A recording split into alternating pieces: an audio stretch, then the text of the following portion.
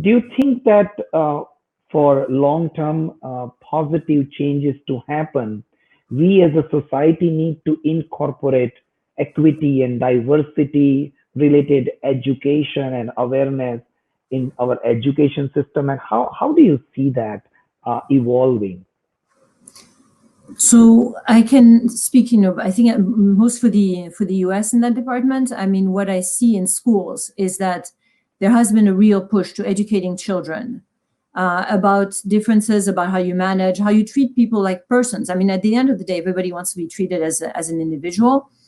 The connection that I see is missing is, kids get trained in schools, but then they get out into the workforce, and then somehow we forget what we have learned in schools about not bullying those who may be different, or we do not set up the mechanisms to sort of protect that. So I think the early education system works. I think somewhere in the transition to the workplace gets lost. I was thinking back to your earlier question or an earlier part of our conversation around just awareness of difference.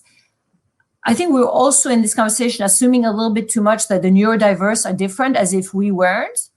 So I have a particular behavior at work. I have a particular way that people work with me that makes it easier.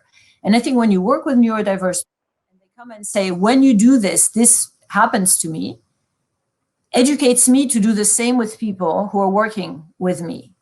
And so you can also drive awareness one person at a time.